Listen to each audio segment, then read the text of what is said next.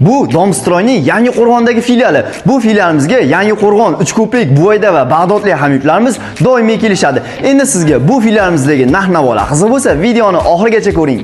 Bu filialimizda ham 30 ming xildan ortiq qurilish mahsulotlari bor. Eng ommabop mahsulotlarning narxini birma-bir aytib o'taman.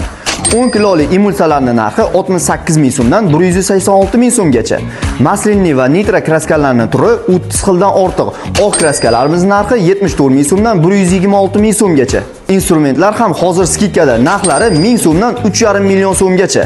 Lustralardan boshlasak, hozir trenddagi lustralar ham bor. Eng byudjetlisi 200 ming so'm bo'lsa, mana shu lustramiz 6 million 850 ming so'm. Laminat parketlar esa 63 ming so'mdan 195 ming so'mgacha. Plintuslarni ham oddiyidan tortib MDF polimer turigacha bor.